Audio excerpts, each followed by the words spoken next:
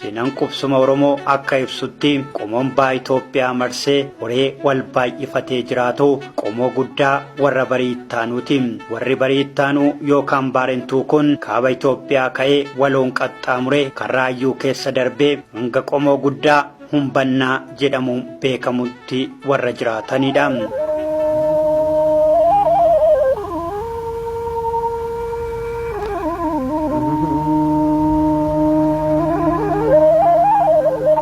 Jobiye Job Girama አሁን እኔ ብሞት ዋሆየ አንድ ሞት ነው ወይ ግራማ ጎች አላጎት ጆባ ጆብ አንድ ቀን ሳላይ ጆብ Humbannaan Aniyyaan ilmaan qalloo alaan dagaan oborraa fi paappileen qomoo walirraa latee jiraachaa turee fi jiraachaa jiruudha.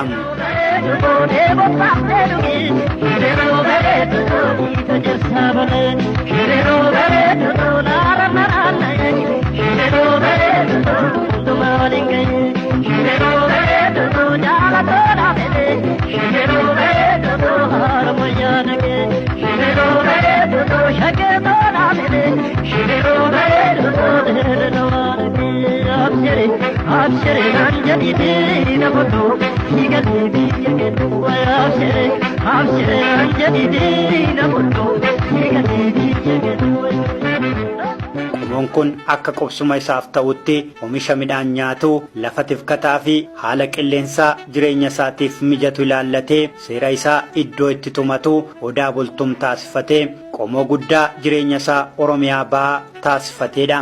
Dagaa keessaa nooleen kombolchaa ka'ee hanga dirree dhawaatti alaan immoo ijoollee 12 horatee gaara mul'ataarraa ka'ee miila isaa bitaaf mirgatti diriirfatee waloree bal'atee aadaaf seenaa isaa eeggatee qomoo jireenya isaa qajeelfatee jiraatudha.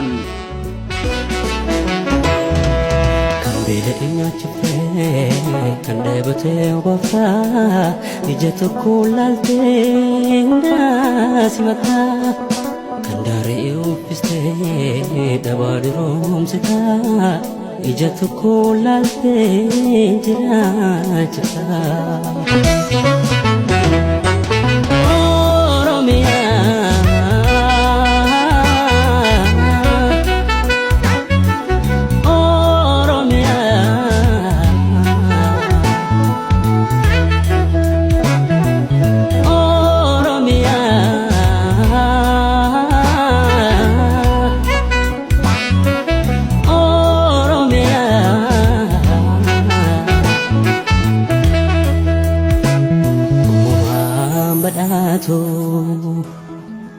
Akeektuu qaroomina Itoophiyaa kan ta'an ilmaan Humbannaa hawaasummaa gaarii qabaachuunis galaa qaroominni isaaniif guduunfeedha. Jaalalaa fi obbolummaan qoosaa fi tabaan kan adda ba'an ilmaan Humbannaa amantaa isaaniin wal qabsiisanii ni daldaluu, waan irraa hafe immoo ni gurguratu, waan hin qabne immoo ni bitatu. Kanaanis Sumaalee fi Araboota waliin walitti dhufeenya guddaa qabu. Gosti kun akkuma qomoo Oromoo isa biraa gosa aartii Oromoo guddisuu, seenaa Oromoo itti fufsiisuuf carraaqaa jiraatudha. Ilmaan Humbannaa qaroomina Itoophiyaa karaa sanaan turee fi qaroomina ollaa isaanii irraa argatan itti fayyadamuun miidiyaan Oromoo akka guddatuufis qooda irraa eegamu ba'uu isaaniitiin seenaa keessatti yaadatamu. Ilmaan Humbannaa jireenya hawaasummaan beekamanis waan hin malleef ni diduu, ni qabsaa'uu, mirga isaaniifis ni falmatu. Seera murtii guutoon qabachuun goota qixxee kumaa Bakarwaaree hanga Elemoo Qilxuutti, Elemoo Qilxuu hanga dhaloota har'aatti gosti kun gosa seenaa fi seexaa guddaa qabudha. Dacheen Humbannaa kun Itoophiyaa bira darbee booree gootaan goota addunyaaf fakkeenya, Hindi immoo ministeera muummee ta'ee kan bulchee biyya Malik Ambaari. Featured ancestor is Malik Ambar.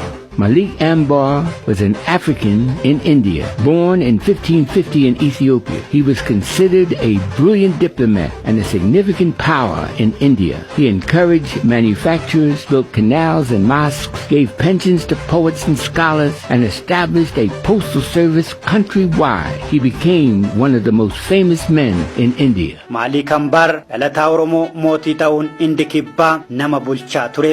Kan seenaan isaa gurraacha hanga adiitti barreeffamee fi garuummoo nama seenaansaa Oromoota biratti hin dhaadeffamne kan namoonni baay'een seenaa isaa qixaan hin beeknedha.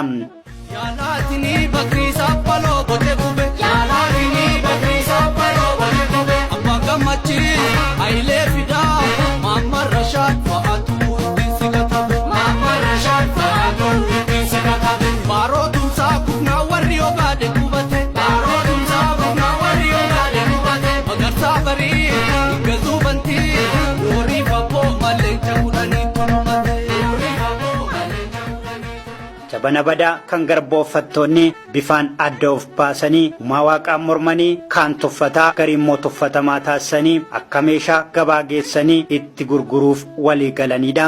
Tooftaa kanaan bobaa Abisiiniyaanotaa jalaan Oromoonis akkuma gurraachota Afrikaa kanneen biroo dhugaa malee akkuma meeshaa gabaa dhaabbatee gurgurameera. Osoo ija jabaatuu ija laafessa ta'uun yeroofis harka kennuuf dirqameera. Oromoon addunyaa dabaan guutamte keessatti seenaa gurraacha fudhatee seenaa gurraachonni ittiin daraman qooddatus gurraachonni baay'een isaanii yoo achi buuteen isaanii badee garbummaarraa gara garbummaa biraatti yoo ce'an Oromoonni baay'een garuu garbummaa jalaa ba'anii hanga biyya ormaatti waraana mataa isaanii qindeeffatanii biyya bulchuutti yoo deeman gariin immoo garbummaa jalaa of bilisoomsanii maqaa gaarii fi miidhagina dandeettii fi gootummaa Oromoo addunyaatti agarsiisaniiru.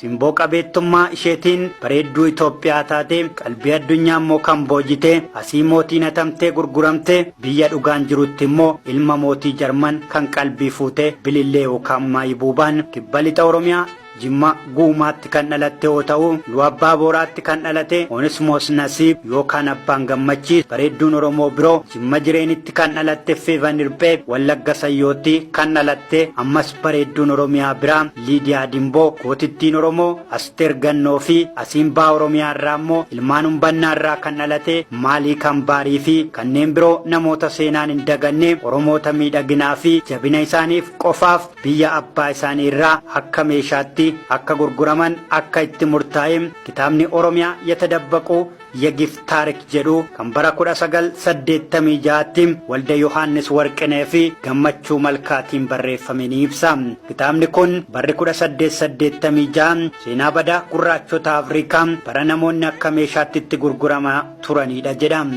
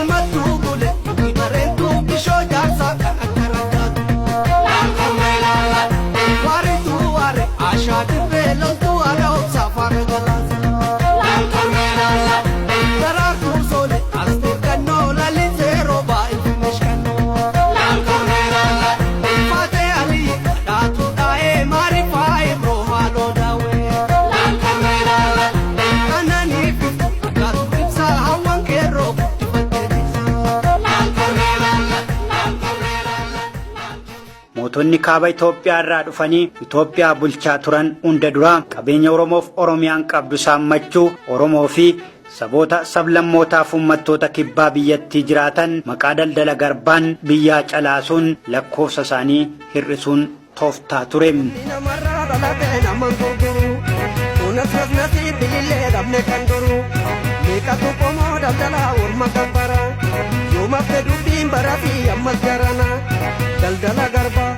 Daldala garba masirni gurraacha nadii jedhu fakkate meeqatu didee bargamaan bahee bakkate darri wal xaxee didicha namni wal shakke mal barra akkasii koodee fi koodee wal danqee daldala garba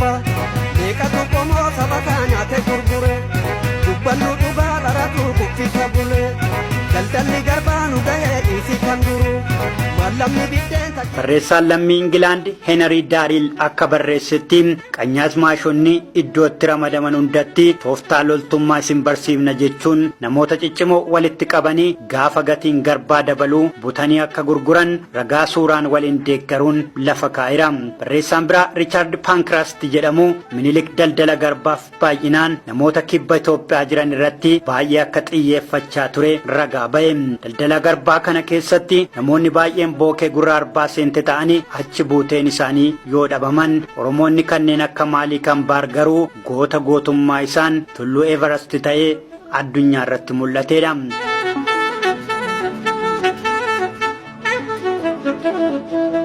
Qophii keenya kanaan dachee Oromiyaan alaa goota gootummaa Oromoo fudhatee addunyaa dinqisiise tokkoon wal isin barsiifna. የጥቁር ፈርዖን ልሳን የአዴ አዳ ፀሐይ ብርሃን የአዱሊስ አዱኛ ኪዳን አባ ገዳ አባ በዓል የቅድመ አክሱማዊት ቃል ያሰብቱ በሮች ይመስላል የማለዳ ንጋት ይጸዳል የወሩት ኦሪሳ ተምሳል ለካ አንተ ነህ Maalii Kambaar goota warra bariittaanu latiinsa idda umbannaa balbala noolee irraa bara 1549tti nama dhalateedha. Nooleen balbala guddaa hangaggoo ka'ee hanga cirootoree damboobee jiraachaa jiruudha. Balballi kun immoo ibiddaan akkuma qoodamaa deemu maayaa xinnoo fi maayaa guddoo jedhamee bakka lamatti qoodama. Maayaa xinnoo fi maayaa guddoon kun balbala gareen socho'u waan yaade hundumaa kan gurmuun raawwatuu fi xiyya darbachuun gosa beekamuudha. Hangaggoo hanga cirootti kan jiraatu gosti kun maqaa Haramayaa jedhu kanas Haramayaaf gumaachaniiru. Haramayaa kun seenaan akka lafa kaa'utti nama beekamaa Maayaa jedhamurraa maqaan isaa kan mogga'eef yoo ta'u goonni kun immoo gosa Maayaa guddaa jedhamu kanarraa dhalate. Akka hiree ta'ee osoo dhaabaa fi dhaabbii bareeda qabu carraan akka meeshaa gurguramu kan isa mudate. Maalii Kambaar booda garuu booree gootaan seenaa hin dagatamne hojjete. Maalii Kambaar osoo hin gurguramin dura maqaan isaa Shambaa ture. Shambaan akkuma gurraachota Afrikaa kanneen biroo abbaa fi haadha isaa jalaa butamee galoo galaana diimaarraan qaxxaamurfamee Piriishiyaa kibbaan Yaman gabaa Almukaayitti geeffamuun daldalaa lammii Poortugaal Piiter Prookeezitti gurgurame. Piiter Prookeeziin kun Maalii Kambaar bituu qofa osoo hin taane nama maqaa isaa Shambaa irraa gara Maalii Kambaaritti jijjiireedha. Piiter Prookeeziin akkuma Maalii Kambaar biteen dhaabbiif dandeettii amalaaf si'aawummaa inni qabu ilaalee hambifachuu caalaa gabaa biraatti yoo dhiyeesse maallaqa guddaa akka baasuu fi danda'u tilmaame. Daldalaan Poortugaal kun akkuma karoorfatetti gara Iraaqitti geessuun gabaa qaadii Alqaadoof maccaa Baagidaaditti yeroo lammaffaaf nama Kiyaazii Huseen jedhamutti gatii guddaan gurgurate. Kiyaazii Huseen akkuma Maalik bitateen torbaan lama of bira tursiisuun karaa hundumaan erga madaalee booda warra kaan irraa adda baasee jalqaba birrii baankii baasuu fi baankii galchuu isa barsiise. Namni Maalik akkasitti mararsiifatu kun Maalikiif maqaa masoo Huseen jedhamu baasee fi erga waamaa ture booda namni kun yoo du'u Maalik ammas hireensaa gabaaf dhiyaatee gurguramuu ture. Maalik erga Qaasim Albaagidaaditti yeroo sadaffaaf gurgurame isa dhumaaf gabaa kibba Hindiitti daldalaa Dach Piiter Van Den Broekeniin yeroo arfaffaadhaaf ni bitame.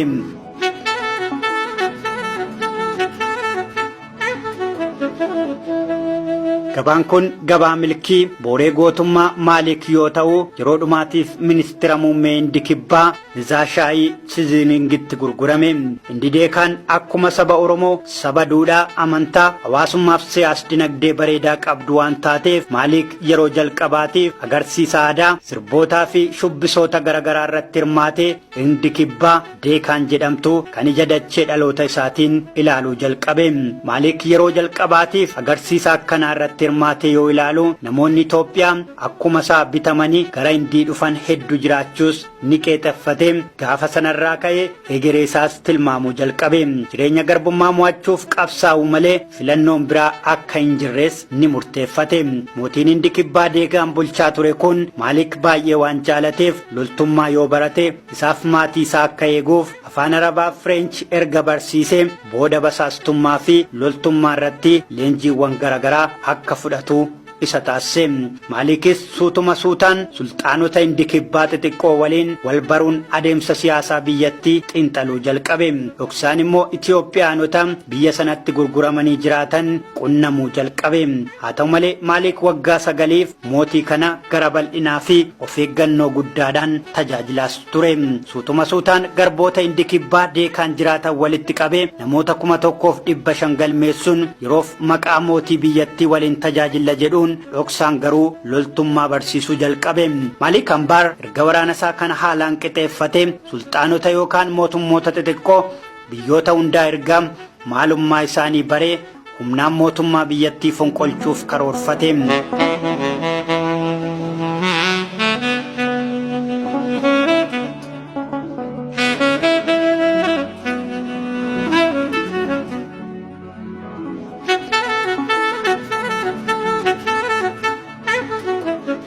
Maalik akkuma murteeffateen teessoo isaa magaalaa guddoo kibba Hindii Paraandaa gara Juunaaritti jijjiirratee deeggartoota horachaa magaalitti bifa addaan akka nama ijaaruu barbaadu ummata walitti qabee mari'achuu jalqabe.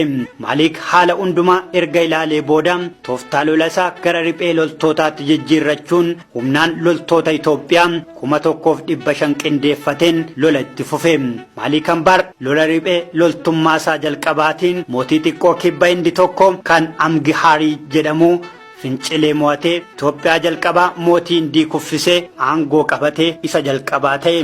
Booda keessa garuu humna biraa mootii Kuraaminiin gaggeeffamuun mo'atamullee abdii kutatee osoo hin teenye riphee loltummaa isaa itti fufuun injifannoo haaraa galmeesse. Injifannoo kanaanis bulchiinsa Beerarii fi Amgihaar harka isaatti galfate. Akkuma injifannoo kana gonfateen walii galtee sulxaanota lamaan bulchuu ummata waliin ni mallatteesse.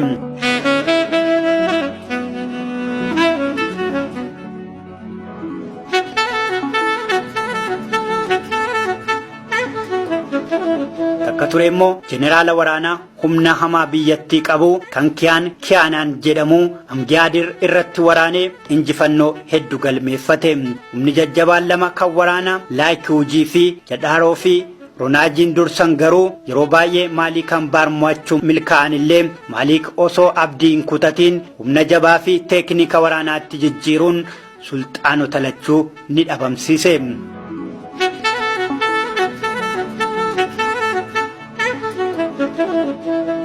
Waraana yeroo dheeraa booda Maalik Ambaar erga sulxaanota hundaa mo'atee bulchiinsa kibba Hindii deekaan harkatti galfachuun ministeera muummee biyyattii ta'e.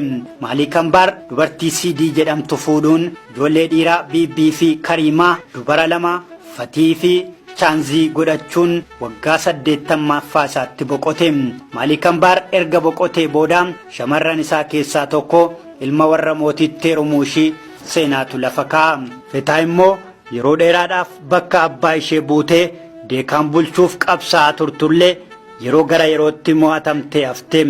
Maalik Ambaar seenaa deekaa keessatti rakkoo guddaa kan ture daandii fi bishaan biyyattii galchuu fi bulchiinsa gaariin seenaa Hindii keessatti har'as nama yaadatamuu fi seenaa guddaa qabudha.